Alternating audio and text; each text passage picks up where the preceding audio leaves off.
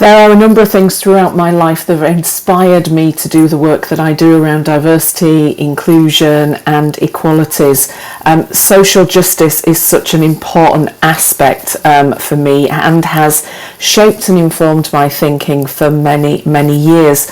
One of my earliest experiences of seeing somebody deal with discrimination was when I was very young, and it was my father who experienced age discrimination from an employer at the time. And it was devastating, first of all, for me to see somebody who I cared for and loved so much experiencing that. But I also truly could not understand why organisations and people were doing that to each other. As I went through my career, I also experienced times where discrimination did play a part. And for me, with social justice being such a core part of who I am, that kept telling me that this is an area that I really need to focus in. This is an area where I can make a difference, and this is an area where I should focus the majority of my career.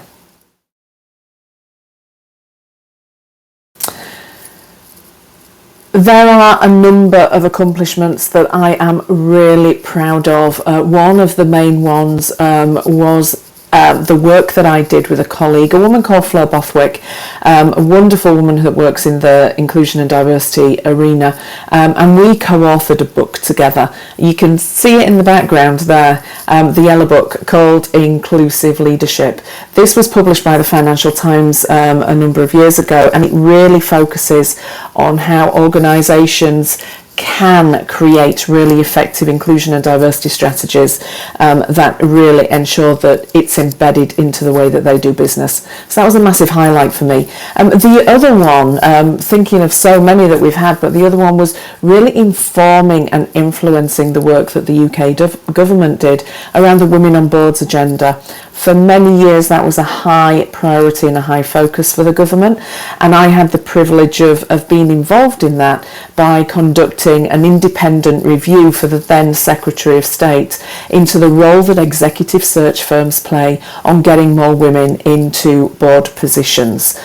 So there are a couple of the aspects that I'm really proud of, that we've really pushed the boundaries and we've really challenged how diversity and inclusion is really dealt with both in governments and in organisations.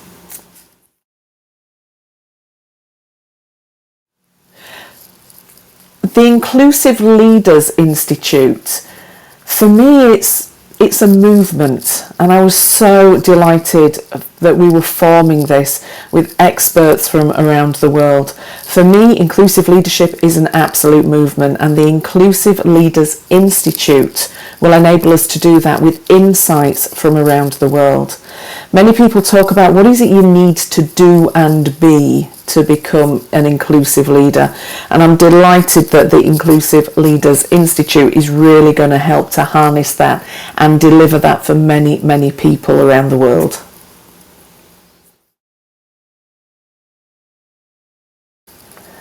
For anyone that's been doing work within the space of inclusion and diversity, it can be hugely rewarding and it can be hugely frustrating at times.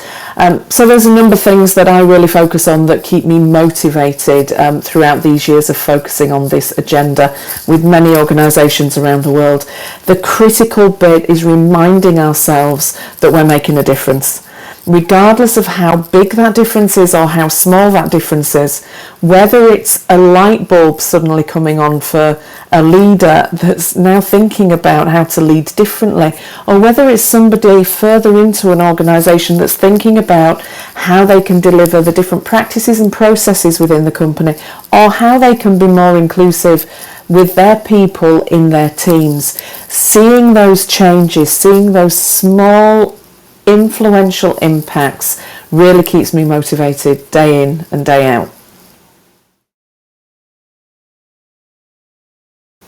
What would be my one key message to everyone? Well, it links into that aspect I mentioned around in what motivates me, and it's regardless of the role that we have within an organisation, regardless of how influential we think we are with other people, we can make a difference in creating a more inclusive and diverse workplace. We're all inclusive leaders in some way, and we all have the potential to be truly inclusive leaders. So whether that's that we're running an organisation with many, many colleagues working with us, or whether it's we're part of a smaller team, we all have the ability to think about what we do within our roles and how we can be much more inclusive for the people around us, how we can think about bringing more diversity into the conversations that we have, and how we make sure that we're showing that respect to the people we work with. We're ensuring that they feel valued, and we ensure that they're bringing their